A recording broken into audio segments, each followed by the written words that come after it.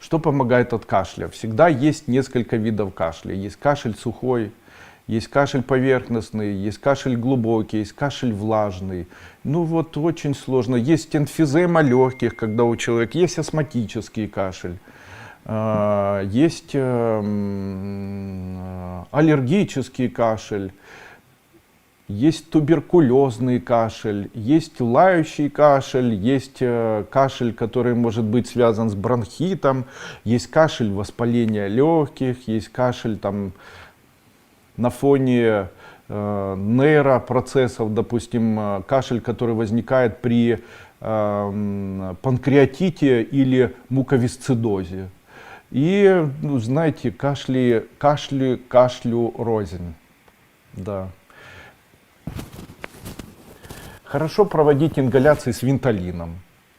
Можно, допустим, 10-15 капель гидрокортизона накапать на 100 мг воды и провести ингаляции через камеру ингалятора.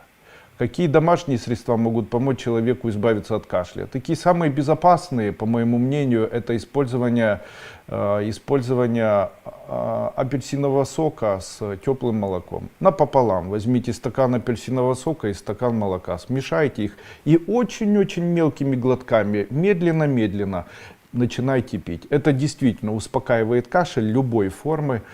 Я поклонник ингаляции, мне нравятся ингаляции серебро, ванадий, Германии при кашле. Народные способы убрать жидкость из легких — это накладывание на грудь, там, переднюю или заднюю часть груди обычного нежирного творога коровьего и накрыть салфеткой. Действительно, жидкость выходит, особенно рекомендуется при туберкулезе, когда происходит формирование фиброзных каскадов и травмирование легких с застоем в нижней части, с появлением воспаления плевры, с накоплением плевральной жидкости. И вот такой творожок, он почему-то каким-то образом размягчает вот такую жидкость и помогает ее каким-то образом выводить, восстанавливая при этом, я так понимаю, альвеолы, и общий процесс, может быть, там улучшает общий процесс. Рекомендации: если вы ощущаете кашель, то может помочь обычные ингаляции с водкой. Обычные ингаляции с водкой проводятся. Почему? Водка — это антисептик. В любом случае вирус, на него может влиять антисептик. Для легких это совершенно безопасно. Физраствор, допустим, 100 миллиграмм можно из шприца налить. И на 100 миллиграмм можно добавить 20 миллиграмм водки 40-градусной. И вот таким раствором можно проводить ингаляцию. Каким образом это все происходит? Камеру ингалятора. Дома необходимо приобрести камеру ингалятора или ингаляционную камеру компрессионного ингалятора. Он отличается тем, что жидкость в нем не подогревается, температура не повышается. Пар происходит холодный, и таким паром проводить ингаляцию от 1 до 7, 8, до 10 минут. Один раз или 2 раза в день.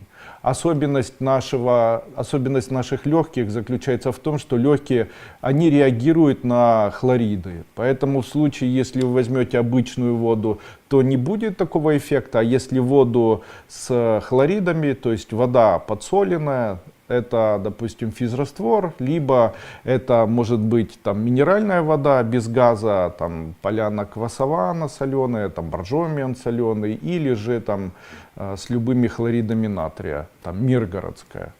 И ее можно использовать вот для таких ингаляций. Вообще соль, натрий, хлор помогает альвеолам сокращаться к радости, участвует в процессе карбоксилирования и выведения углекислого газа. Поэтому смело можете проводить такие ингаляции. Совершенно все безопасно.